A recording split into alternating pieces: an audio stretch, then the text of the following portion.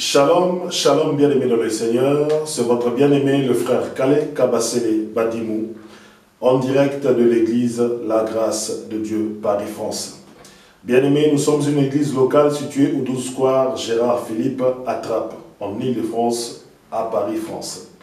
Je bénis encore le Dieu très haut, notre Père, le Père de notre Seigneur Jésus-Christ, d'avoir permis à ce que nous puissions être devant vous pour vous annoncer la bonne nouvelle en ce matin 24 septembre 2023 pour notre moment de partage. Mais avant toute chose, bien aimés, pour ceux qui regardent pour la première fois cette vidéo, abonnez-vous afin que vous ne puissiez pas manquer les vidéos prochaines qui viendront dans les jours à venir. Remettons et recommandons cet instant entre les mains du Saint-Esprit. Père Tout-Puissant, Père éternel, nous te rendons grâce car tu nous as donné le souffle de vie. C'est une grâce d'avoir le souffle de vie. C'est une grâce d'être en bonne santé. C'est une grâce, c'est une faveur de nous permettre, Père, de parler de toi et de ton Fils. Père, je recommande cet instant entre les mains du Saint-Esprit. Que ton Esprit Saint, qui sonde tes profondeurs, qui connaît ta pensée, puisse mettre ta pensée sur ma bouche afin que je puisse proclamer la bonne nouvelle, afin que je puisse transmettre la vie aujourd'hui à ce peuple qui me regarde et qui m'écoute. Père, je ne suis qu'un simple instrument. Et ceux qui m'écoutent ont soif et ont besoin de la vie. Que ta vie se répande à travers cette parole au nom de Jésus-Christ. Père, ceux qui te cherchent réellement, de tout leur cœur, de toute leur force, de toute leur pensée, qu'ils puissent trouver en cette parole le réconfort, qu'ils puissent trouver en cette parole le soutien, qu'ils puissent trouver en cette parole, Père, la vie éternelle. Père, que cette parole puisse ramener beaucoup à la repentance, et qu'ils puissent revenir à toi. Et qu'ils puissent croire que notre Seigneur Jésus de Nazareth est le Christ et ton Fils. Je bénis tout le peuple qui écoutera ce message. Au nom de notre Seigneur Jésus-Christ, j'ai ainsi prié. Amen, amen. Bien-aimés dans le Seigneur, nous continuons notre enseignement. Nous sommes toujours pendant cet enseignement puissant qui est le temps des nations. Le Seigneur Jésus-Christ est face à la génération actuelle. C'est un message adressé au peuple français. Oui, bien-aimé, le Seigneur Jésus-Christ est face à la génération française d'aujourd'hui, à cette jeunesse, à ses parents, à ses pères, à ses mamans. Oui, le Seigneur Jésus-Christ est en face de vous.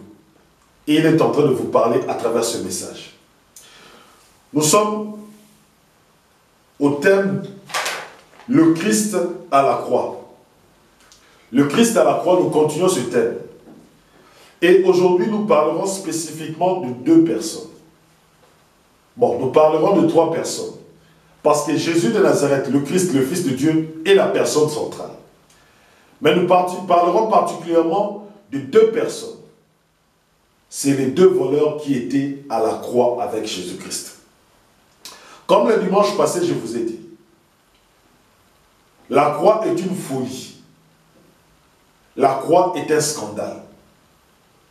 Mais nous devons l'étudier en profondeur. Pourquoi est-ce que c'est une folie? Pourquoi est-ce que c'est un scandale? Non seulement pour les Juifs, mais aussi pour les païens. Prenons 1 Corinthiens chapitre 1 au verset 18. 1 Corinthiens chapitre 1 au verset 18.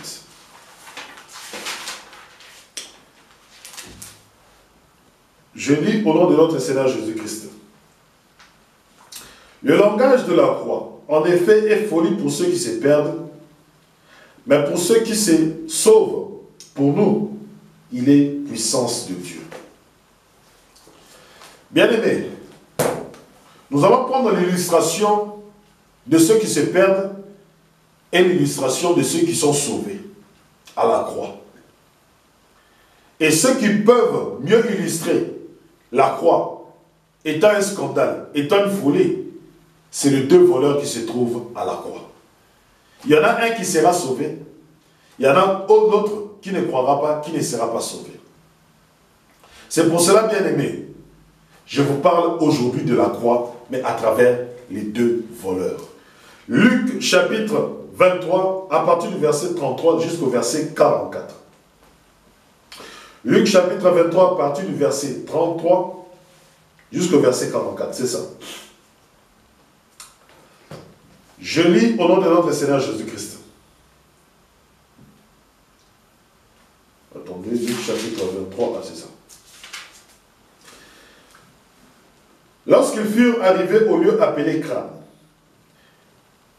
ils l'y crucifièrent ainsi que les malfaiteurs, l'un à droite et l'autre à gauche. Et Jésus disait, Père, pardonne-leur, ils ne savent ce qu'ils font. Puis, se partageant ses vêtements, ils tirèrent au sort. Le peuple s'était allé là, à regarder les chefs, eux se moquaient. Il en a sauvé d'autres, disent-ils.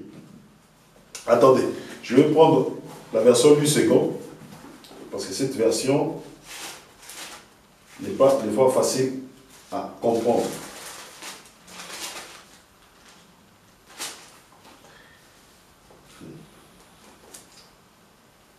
Lorsqu'ils furent arrivés au lieu appelé Crâne, ils le crucifièrent là, ainsi que les deux malfaiteurs, l'un à droite, l'autre à gauche. Jésus dit, Père, pardonne-leur, car ils ne savent ce qu'ils font. Ils se partagèrent ses vêtements en tirant au sort. Le peuple se tenait là et regardait. Les magistrats se moquaient de Jésus, disant, il a sauvé les autres, qu'il se sauve lui-même, s'il est le Christ, l'élu de Dieu. Les soldats aussi se moquaient de lui, s'approchant et lui présentèrent du vinaigre. Ils disaient, si tu es le roi des Juifs, sauve-toi toi-même. Il y avait au-dessus de lui cette inscription, celui-ci est le roi des Juifs. L'un des malfaiteurs crucifié l'injuriait, disant, n'es-tu pas le Christ? Sauve-toi toi-même et sauve-nous. Mais l'autre le reprenait et disait, ne crains-tu pas Dieu, toi qui subis la même condition? Pour nous, c'est justice, car nous recevons ce qu'on méritait nos crimes. Mais celui-ci n'a rien fait de mal. Et il dit à Jésus, Seigneur, souviens-toi de moi quand tu seras entré dans ton règne. Jésus lui répondit, je te le dis en vérité, aujourd'hui, tu seras avec moi dans le paradis. Il était déjà environ la 6e heure, et il y eut des ténèbres sur toute la terre, jusqu'à la 9e heure. Le soleil s'obscurcit, et le voile du temple se déchira par le milieu. Jésus s'écria d'une voix forte, Père, je remets mon esprit entre tes mains. Et en disant ces paroles, il expira. Bien-aimés, ça c'est une belle parole aujourd'hui. Il y a deux pécheurs qui sont à la croix avec Jésus-Christ. Il y a deux malfaiteurs qui sont à la croix avec Jésus-Christ. Ils sont en train de souffrir comme Jésus-Christ. Bien-aimés, le supplice de la croix est un supplice terrible. On a mis les clous sur les mains. On a mis les clous sur les pieds. C'est-à-dire que celui qui est à la croix, celui qui subit ce supplice, n'a pas de choix. Il ne peut pas avoir une position convenable pour qu'il puisse mourir. Non. Il est en train de mourir avec beaucoup de souffrance. Il est en train de mourir avec beaucoup de douleur. C'est ça la mort à la croix. C'est pour cela la mort à la croix est une mort honte. Ça ne se passe pas dans ta chambre. Ça ne se passe pas quelque part dans la chambre d'hôpital. Non. La mort se passe devant tout le monde. Lorsque tu es en train de mourir, tout le monde est en train de te regarder. Lorsque tu es en train de souffrir, tout le monde est en train de te regarder. Tout le monde dit que celui qui est à la croix est un malfaiteur. Tout le monde dit que celui qui est à la croix est un voleur, est un bandit, est quelqu'un qui faisait le mal. Donc il mérite ce qu'il fait à la croix. Voilà la mort de la croix. Voilà comment est-ce que la mort de la croix est. Et dans cette position, il y a un malfaiteur qui se moque de Jésus-Christ. Il dit à Jésus-Christ, si tu es réellement le Messie, si tu es réellement le Christ, sauve-toi toi-même et sauve-nous avec toi. Alléluia. Il dit ceci à Jésus. Il dit à Jésus, sauve-toi toi-même et sauve-nous avec toi. De l'autre côté, vous avez les Juifs qui disent, les magistrats se moquaient de Jésus, disant, il a sauvé les autres, qu'il se sauve lui-même, s'il est le Christ, l'élu de Dieu. Le soldat aussi se moquait de lui, s'approchant et lui présentant du vinaigre. Il disait, si tu es le roi des Juifs, sauve-toi toi-même. Bien-aimés, vous comprenez maintenant pourquoi, pour ces gens-là, Jésus à la croix est un scandale. Parce que pour eux, comme Jésus est le Christ, comme Jésus est le roi des Juifs, il doit se sauver. C'est-à-dire qu'il doit faire un miracle extraordinaire devant tout le monde, afin qu'il démontre qu'il est le Christ, afin qu'il démontre qu'il est le roi des Juifs. De l'autre côté, les soldats, ils disent, si tu es le roi des Juifs, appelle ton armée. Si tu es le roi des Juifs, appelle ceux qui te protègent. Si tu es le roi des Juifs, démontre que Dieu est avec toi. Si tu es le roi des Juifs, comme tu as ressuscité Lazare, comme tu as ressuscité le fils de la veuve de Naïm, comme tu as guéri les lépreux, comme tu as guéri les paralytiques, comme tu as chassé les démons, mais comment est-ce que tu n'arrives pas, toi qui es à la croix, toi qui es en train de souffrir, de te délivrer, de te sauver? C'est ça qu'il disait à Jésus-Christ. C'est pour cela qu'ils ne comprenaient pas le scandale, ils ne comprenaient pas la croix. Pour eux, c'est un scandale. Pour eux, c'est une folie. Pourquoi? Parce que lorsque les gens étaient dans la souffrance, Jésus-Christ les sauvait. Mais arrivé à sa propre souffrance, Jésus-Christ ne se sauve pas. Bien-aimés, écoutez et saisissez le mystère de la croix. Écoutez et saisissez la puissance de la croix. Les magistrats disent, si tu es le Christ, sauve-toi toi-même. Tu as sauvé, tu as ressuscité Lazare. Mais comment est-ce que tu n'arrives pas à te décrocher de la croix? Les soldats disent, les soldats romains disent, ils disent, tu es le roi des Juifs. Comme tu es le roi des Juifs, tu as droit à une armée. Tu as droit aux généraux. Tu as droit à la protection. Comment est-ce que toi qui es le roi des Juifs, tu as la croix? Tu n'arrives pas à invoquer ta protection. Les gens qui te protègent ne peuvent pas venir t'aider. Tu es en train de mourir comme un voleur. Tu es en train de mourir comme un malfaiteur. Mais tu n'arrives pas à te sauver toi-même. Toi qui as sauvé les gens. Toi qui as sauvé ceux qui souffraient de la maladie. Mais comment est-ce que toi, qui es là à la croix, tu n'arrives pas à te sauver? C'est ça la sagesse des hommes. C'est ça la sagesse des Grecs. C'est ça la sagesse des hommes de cette terre. Pour eux, Jésus-Christ devrait se sauver. Pour eux, Jésus de Nazareth, comme il est le roi des Juifs, son armée doit intervenir. Pour eux, comme il est le roi des Juifs, il ne peut pas souffrir. De l'autre côté, vous avez les Juifs qui disent, il a sauvé beaucoup de gens. Maintenant, nous attendons l'ultime miracle. Pour les Juifs, l'ultime miracle, c'est que le Christ doit se sauver lui-même. Pour les Juifs qui cherchaient un miracle pour prouver que Jésus de Nazareth était le Christ, pour eux, il fallait qu'à la croix, Jésus-Christ se sauve lui-même. Comme il ne s'est pas sauvé lui-même, pour les Juifs, c'est un scandale. Bien-aimés, est-ce que vous saisissez ce que je dis? Pour les Juifs, comme Jésus-Christ ne s'était pas sauvé lui-même, pour le Juif, cela est un scandale. Ça ne peut pas se faire. Le Christ ne peut pas mourir honteusement comme ça. Le Christ ne peut pas mourir dans la souffrance comme ça. Pour eux, cela ne peut pas se faire. Et de l'autre côté, vous avez le voleur qui insulte Jésus.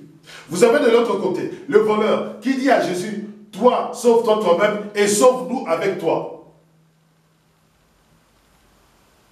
Et ce voleur aujourd'hui, c'est qui? C'est ceux qui veulent être à la croix, mais sans abandonner le péché. C'est ceux qui veulent être à la croix sans se repentir. C'est ceux qui veulent être à la croix sans dire que je suis à la croix à cause de mes péchés, je suis à la croix à cause de mon adultère, je suis à la croix à cause de mon impudicité, je suis à la croix à cause de ma fornication, je suis à la croix à cause de mon homosexualité. Ils ne veulent pas l'accepter et ils ne veulent pas l'abandonner.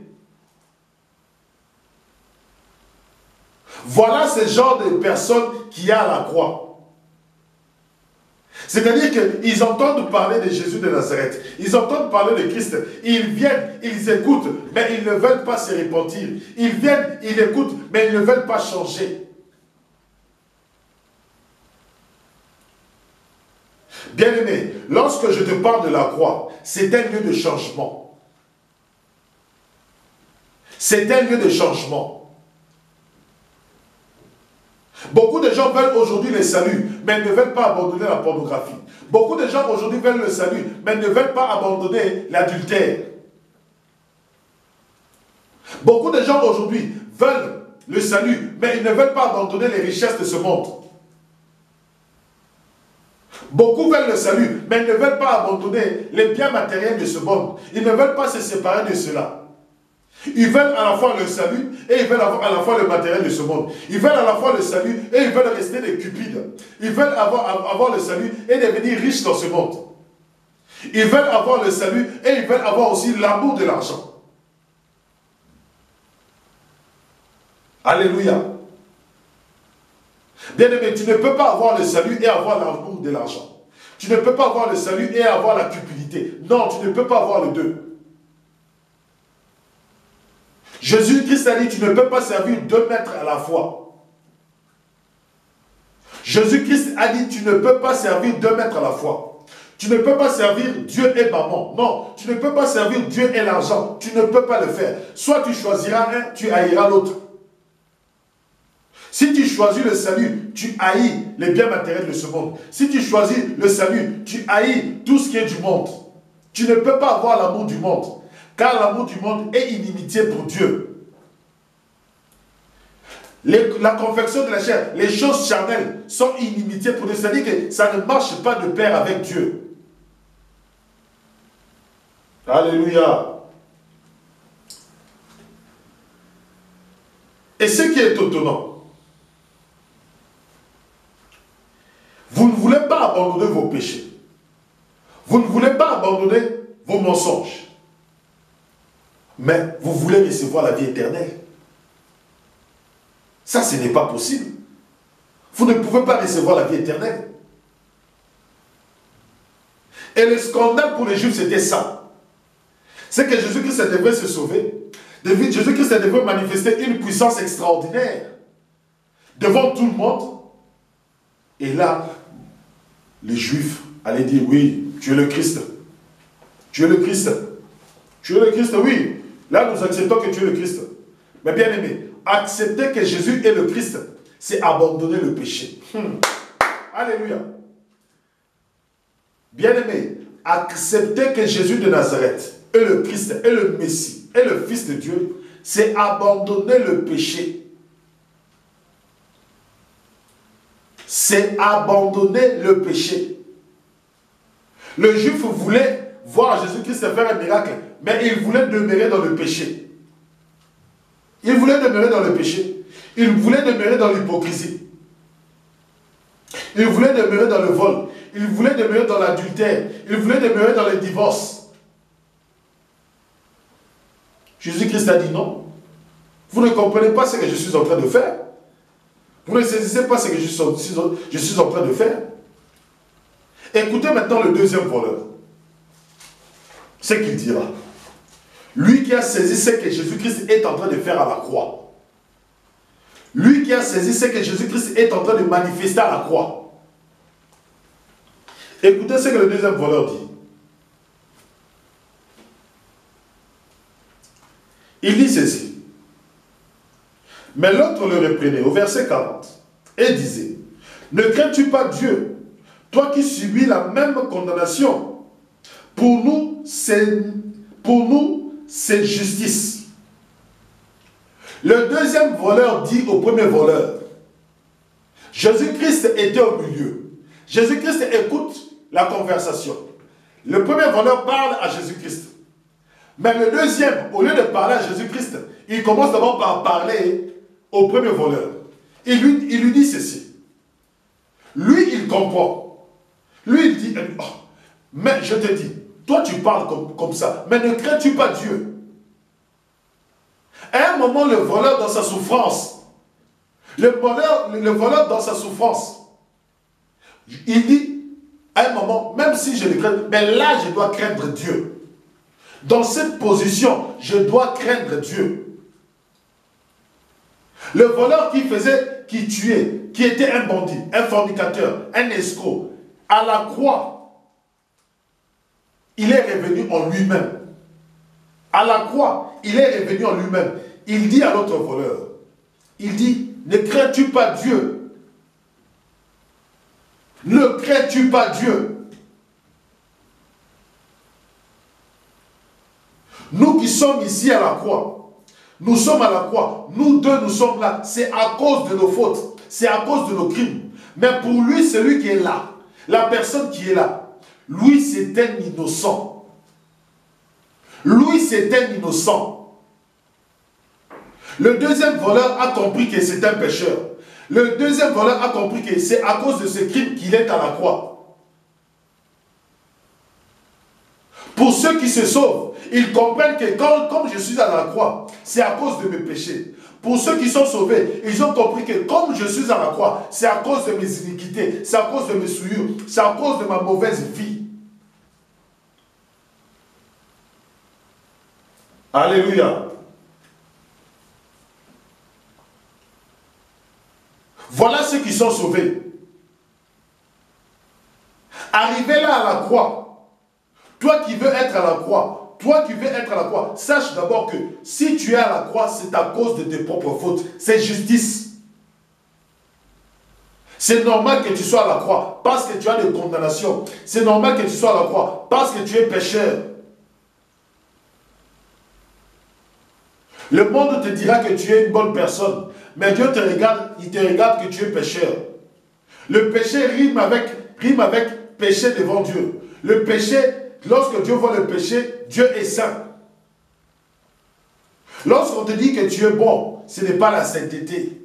Lorsqu'on te dit que tu es bon, ce n'est pas la sainteté. Ce n'est pas la vie de sainteté, non. Ça, c'est l'hypocrisie des faux docteurs. Ça, c'est l'hypocrisie des faux docteurs. Le deuxième voleur dit, nous qui sommes ici, c'est justice. Cela veut dire que nous le méritons. Nous méritons. Il a regardé la justice des hommes. Il a dit, si je suis ici à la croix, devant la justice des hommes, c'est normal. C'est normal que je sois ici. Il a regardé aussi la justice de Dieu. Il a dit, Dieu, tu as raison. C'est normal que je sois là à la croix. Mais pour le voleur, le deuxième voleur, c'était une opportunité. Parce qu'étant en prison, il ne pouvait pas croiser Jésus-Christ. Étant en prison, il ne pouvait pas croiser Jésus de Nazareth. Parce que Jésus de Nazareth était en train de faire des miracles à l'extérieur. Or, pour délivrer ceux qui sont en prison, pour délivrer ceux qui sont enchaînés, pour délivrer ceux qui sont enchaînés de la mort, il doit lui aussi aller en prison. C'est pour cela, bien aimé, Jésus-Christ devait être frappé, humilié et aller en prison. Et comme il devait aller en prison, il venait spécialement pour ce voleur-là. Il venait spécialement pour ce voleur-là. C'est pour cela, bien aimé, lorsque Jésus-Christ reviendra, il dira à certains, j'étais en prison, vous m'avez visité. J'étais en prison, vous m'avez visité. J'étais malade, vous m'avez visité. J'avais faim, vous m'avez donné à manger. Je manquais d'habits, vous m'avez donné des habits. Alléluia. Bien-aimé, est-ce que visites-tu les malades? Visites-tu ceux qui sont en prison? Visites-tu ceux qui manquent d'habits, qui ont faim? Vous comprenez des fois que l'amour de Dieu se manifeste simplement. L'amour de Dieu se manifeste simplement. C'est la manière la plus simple de manifester l'amour de Dieu. De visiter quelqu'un qui est malade. De visiter un prisonnier. De donner du pain à celui qui a faim. D'habiller celui qui est nu. Ça, c'est l'amour simple. C'est l'amour simple. Combien de fois as-tu visité un malade?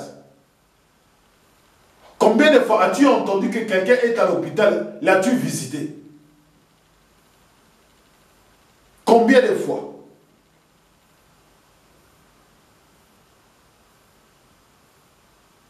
Bien-aimé, l'amour de Christ est simple. L'amour de Christ est simple. Il dit ceci: ne crains-tu pas Dieu? Le voleur est revenu à lui-même. Le voleur a compris que là, je ne peux pas tergiverser. Je ne peux pas me moquer de Dieu. Le voleur a compris une chose, qu'il ne peut pas se sauver lui-même. Le voleur a compris une chose, qu'il ne peut pas se sauver lui-même. C'est pour cela beaucoup d'autres personnes, lorsque je les entends parler, moi je vais être sauvé comme le voleur à la croix. Bien-aimé, tu ne peux plus être sauvé comme le voleur à la croix. La seule manière d'être sauvé aujourd'hui, c'est à travers cette parole. Tu ne peux pas te sauver toi-même. Puisque si tu es à la croix, ce n'est que justice. L'homme ne peut pas se sauver lui-même. Pourquoi? Parce qu'il est pécheur. Il est pécheur. Il est pécheur. Or, il dit ceci de Jésus. Écoute. Il dit de Jésus. Il dit ceci. Pour nous, ce n'est justice. Car nous recevons ce qu'ont mérité nos crimes. Mais celui-ci n'a rien fait de mal. Le scandale de la croix, c'est quoi? La folie de la croix, c'est quoi? La folie de la croix, c'est un innocent. C'est un pécheur. Et c'est un innocent. C'est quelqu'un qui n'a commis aucun crime. Qui meurt pour les pécheurs. Qui meurt pour ceux qui ont commis des crimes. C'est ça le scandale de la croix. C'est ça que les gens n'arrivent pas à croire. Les gens disent, mais comment est-ce qu'un innocent peut mourir pour des pécheurs? Ça, ce n'est pas faisable. Là, Dieu est injuste. Mais je vous dirais que Dieu est juste lorsqu'il fait ça. La justice de Dieu, c'est la mort d'un innocent pour plusieurs pécheurs. C'est la mort d'un innocent pour plusieurs pédophiles. C'est la mort d'un innocent pour plusieurs violeurs. C'est la mort d'un innocent. Celui qui n'a pas commis de viol. Celui qui n'a pas commis l'homosexualité. Celui qui n'a pas commis le banditisme, l'assassinat. Pour plusieurs pécheurs. Voilà la justice de Dieu. Un innocent. Un innocent. Le voleur le dit si bien. Il dit, lui est innocent. Nous sommes ici à cause de nos crimes.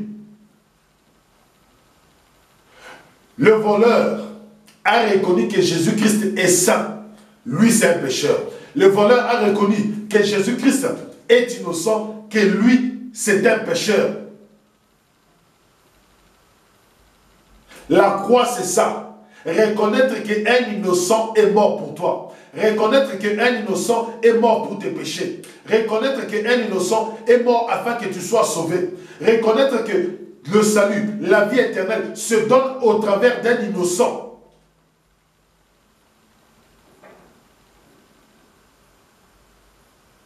Oui, bien-aimé.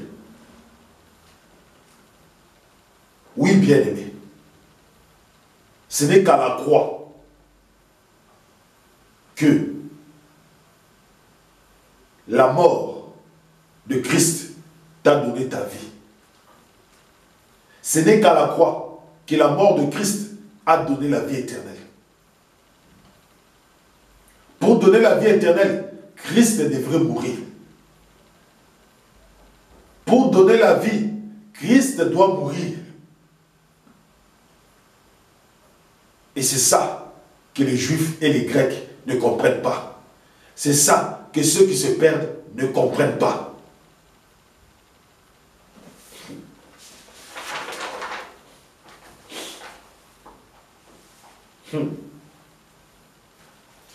Bien-aimé, la croix est l'accomplissement de la volonté de Dieu.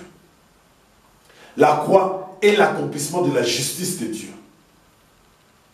Romains chapitre 3.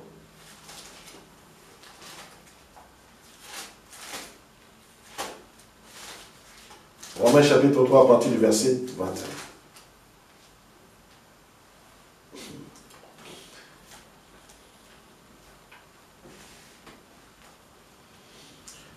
Mais maintenant, sans la loi, est manifestée la justice de Dieu, à laquelle rendent témoignage la loi et les prophètes. Justice de Dieu par la foi en Jésus-Christ, pour ceux qui croient. Il n'y a point de distinction, car tous ont péché et sont privés de la gloire de Dieu. Et ils sont gratuitement justifiés par sa grâce, par le moyen de la rédemption qui est en Jésus-Christ. C'est lui que Dieu a destiné à être une victime propitiatoire pour ceux qui auraient la foi en son sang, afin de démontrer sa justice, parce qu'il avait laissé impunis les péchés commis auparavant, au temps de sa patience, afin, dis-je, de montrer sa justice dans le temps présent, de manière à être juste, tout en justifiant celui qui a la foi en Jésus-Christ. Le deuxième voleur a reconnu que Jésus de Nazareth est le roi des Juifs. Le deuxième voleur a reconnu que Jésus de Nazareth est le Christ. Le deuxième voleur a reconnu que Jésus-Christ doit régner. Le deuxième voleur a reconnu que Jésus-Christ est un roi. Il dit ceci. Il dit à Jésus, « Seigneur, souviens-toi de moi quand tu seras entré dans ton règne. » Quand tu seras entré dans ton règne. Le Seigneur Jésus-Christ doit se souvenir de ce deuxième voleur. Il doit se souvenir pourquoi? Parce que ce voleur a dit de lui ceci, qu'il est le Christ, qu'il est le roi des Juifs, qu'il est un innocent qui meurt pour rien, qu'il est un innocent qui meurt pour nos péchés, qu'il est un innocent qui meurt parce qu'il a fait le bien. Il a reconnu Jésus de Nazareth comme le sauveur. Il a reconnu que lui-même ne peut pas se sauver, que devant Dieu, il ne peut pas se sauver et qu'il lui faut un sauveur.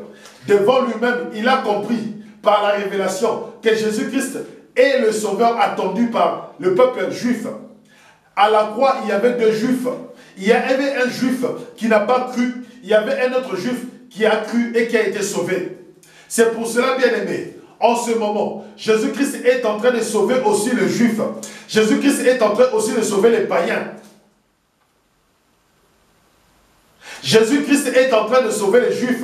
Il y a certains Juifs qui acceptent Jésus de Nazareth comme étant le Christ, comme étant un innocent, comme étant le Sauveur envoyé par Dieu, comme étant le Fils de Dieu. Mais il y a d'autres Juifs qui ne l'acceptent pas. C'est pour cela, dans cet enseignement, les temps des nations, vous avez Israël charnel, vous avez Israël spirituel, qui est l'Église. Vous avez les nations et vous avez les nations, c'est-à-dire les païens. Pourquoi est-ce que je parle de ces trois entités? Pourquoi est-ce que je parle de... Parce que Dieu est en train de sauver à travers Jésus-Christ les Juifs. Dieu est en train de sauver à travers Jésus-Christ les païens, c'est-à-dire les nations. Mais tous deux, les Juifs et les païens, se réunissent dans Israël spirituel qui est l'Église, l'épouse de Christ.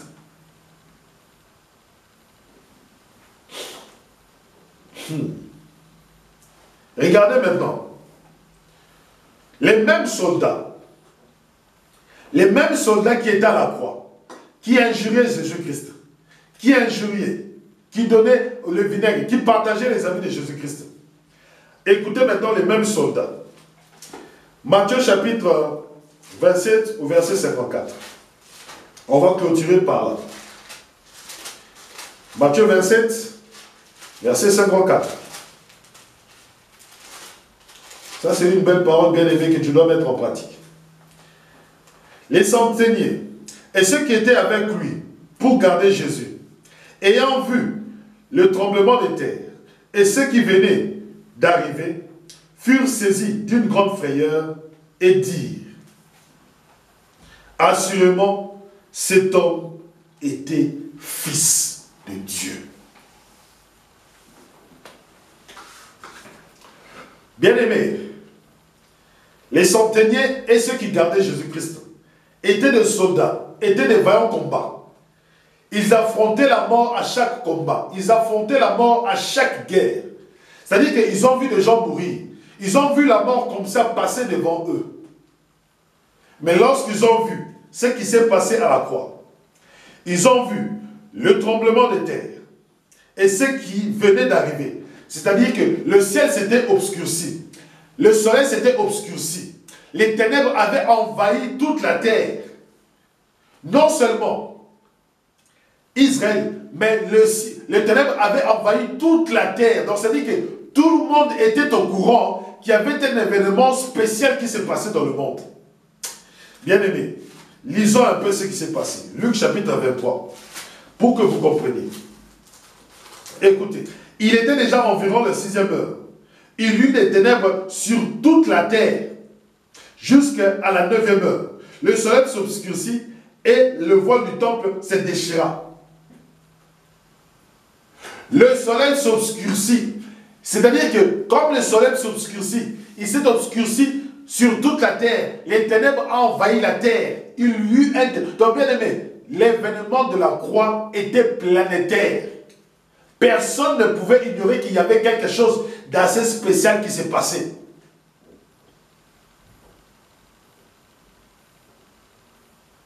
Et les centeniers romains, après le tremblement de terre, après que le ciel fut obscurci, afin que les ténèbres eussent passé 3 heures du temps, bien aimés, ils ont dit celui-ci était réellement le Fils de Dieu. Bien aimé, le salut est devant toi à travers cette parole. Si tu crois aujourd'hui que Jésus-Christ est innocent, si tu crois aujourd'hui qu'à la porte, qu'à la croix, tu es à la croix à cause de tes péchés, mais Jésus-Christ est à la croix innocent, le Christ, le Fils de Dieu, le Sauveur du monde, tu seras sauvé aujourd'hui. Comme il a dit au deuxième voleur, aujourd'hui même, tu seras avec moi au paradis. Moi aussi je te le dis, le Christ te dit aujourd'hui même, tu seras sauvé. Tu seras sauvé. Père éternel, Père Tout-Puissant, je te rends grâce pour cette belle parole. Je te rends grâce pour ce mystère de la croix par laquelle nous sommes sauvés. Père, que tous ceux qui écouteront ce message soient fortifiés. Tous ceux qui écouteront ce message se détournent des mauvaises voies, du péché, et reviennent à toi, afin qu'ils soient sauvés à la croix. La mort de Christ à la croix, bénédiction, vie pour nous. Gloire te soit rendue, Jésus de Nazareth, le Christ et le Fils de Dieu. Nous te rendons grâce pour cette belle œuvre. Nous bénissons le Dieu Tout-Puissant car il a accompli sa justice. La justice de Dieu. Car Jésus-Christ est la victime propitiatoire, expiatoire de nos péchés. Nous te bénissons et nous te rendons grâce. Au nom de Jésus-Christ, j'ai ainsi prié. Amen, amen, amen. Bien-aimés dans le Seigneur, c'était votre bien-aimé le frère Kale Kabassile Badimou, en direct de l'église La Grâce de Dieu Paris France. Nos horaires de culte, c'est de 10h à 12h. 12 croix Gérard Philippe. Pour ceux qui veulent me contacter, bien-aimés dans le Seigneur, dans la description de cette vidéo, vous trouverez mon numéro de téléphone. Contactez-moi afin que nous puissions parler de la croix. Bien-aimés, le salut est à ta portée. Je vous dis à dimanche prochain. Que Dieu vous bénisse, que Dieu vous garde durant toute la semaine. Si Dieu nous prête vie, nous serons là le dimanche prochain. À bientôt.